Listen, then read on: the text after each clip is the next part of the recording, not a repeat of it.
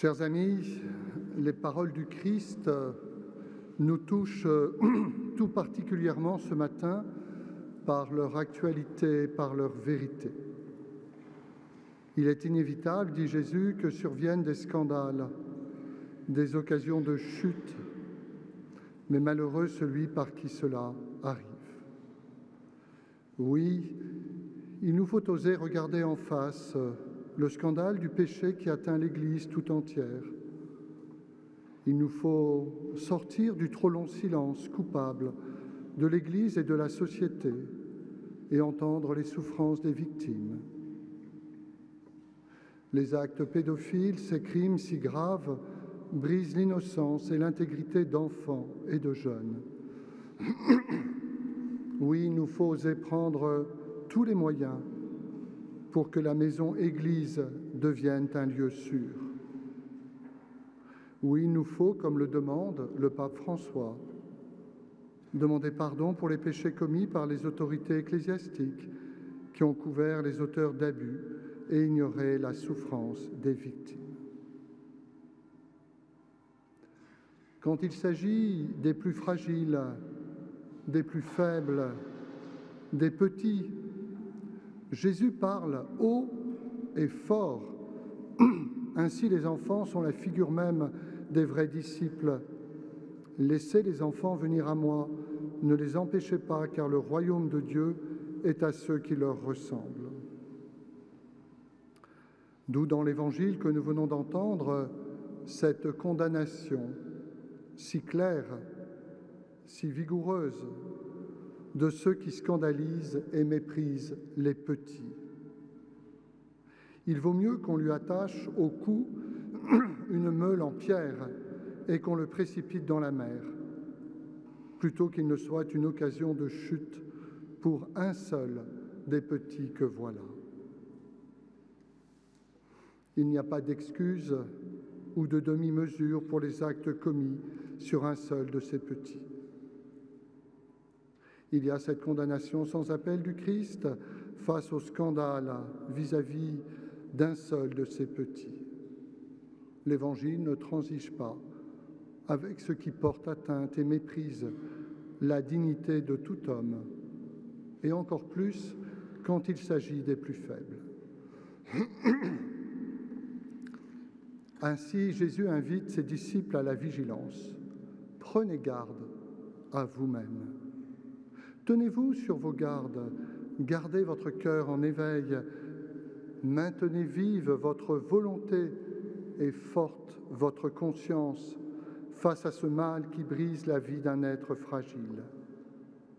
Ce mal, nous avons pu en être complices, nous, évêques, par notre silence, notre passivité ou notre difficulté à entendre et à comprendre la souffrance que nous pensions oublier chez ceux qui avaient été blessés dans leur chair il y a longtemps.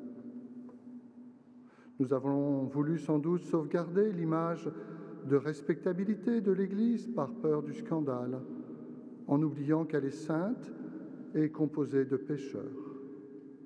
En cela, nous avons failli à notre mission en n'étant pas meilleurs que le reste de la société qui gardait aussi le silence. Dans l'Évangile, face à ceux qui commettent le scandale, Jésus en vient à parler du pardon.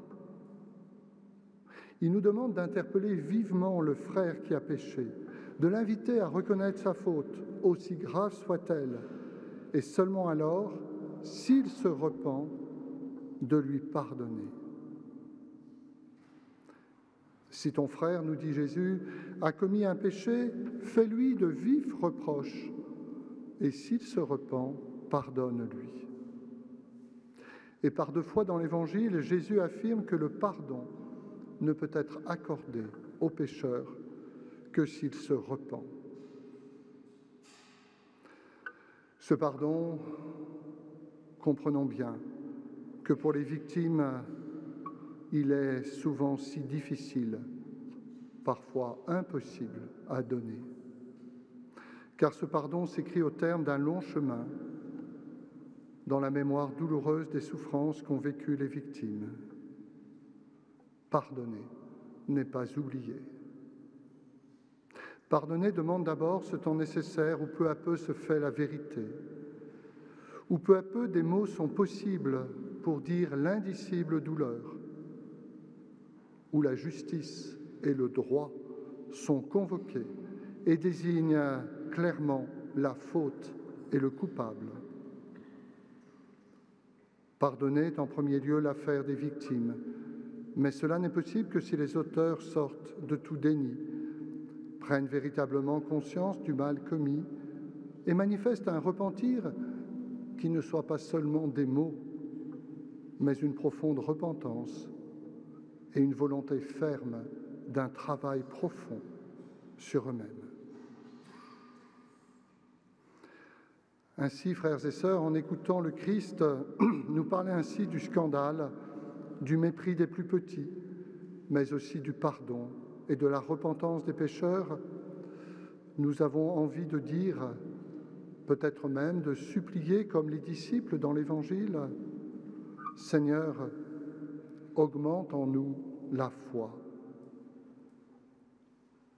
Chez Luc, la foi peut déraciner les arbres. Chez Matthieu et Marc, la foi peut déplacer les montagnes. Aussi petite qu'un grain de moutarde, la foi au Christ peut nous aider à déraciner l'arbre du mal qui parfois pousse sans vergogne dans nos communautés. La foi au Christ peut nous aider à transporter les montagnes qui obscurcissent la lumière dans notre Église et barrent le chemin de la vie. La foi au Christ, mort et ressuscité pour le pardon de nos péchés et pour le salut de tous, est une force qui nous donne d'avancer sur un chemin de purification, sur un chemin de justice et de vérité face aux abus sexuels, sur un chemin où la souffrance des victimes est pleinement entendue.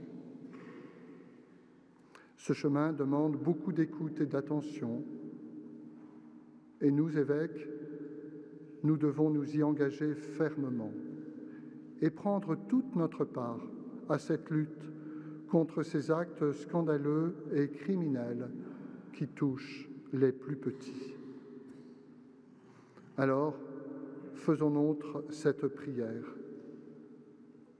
Seigneur, fais de ton Église un lieu de vérité et de liberté, de justice et de paix, pour que l'humanité tout entière renaisse à l'espérance. Amen.